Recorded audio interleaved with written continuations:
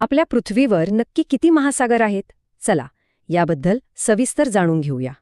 सगळ्यात आधी हे बघा, आपल्या पृथ्वीचा तब्बल 71% भाग पाण्याने व्यापलेला आहे. हे जे अथांग पाणी आहे ना, ते वैज्ञानिकदृष्ट्या 5 महासागरांमध्ये विभागलंय. बघूया कोणते ते? पहिला आहे पॅसिफिक. हा इतका प्रचंड आहे की पृथ्वीवरच्या सगळ्या जमिनीपेक्षाही मोठा. पुढचा आहे अटलांटिक महासागर, जो युरोप आणि अमेरिका खंडांना वेगळं करतो. तिसरा येतो हिंदी महासागर. पूर्वीपासूनच व्यापारासाठी हा खूप महत्वाचा मार्ग राहिला आहे.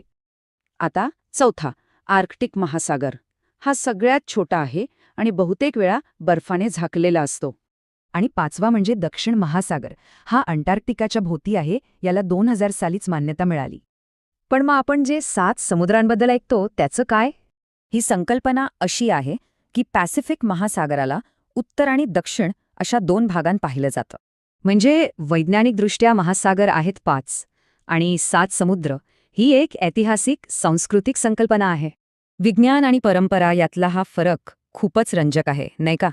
विचार करायला लावणारी गोष्ट आहे.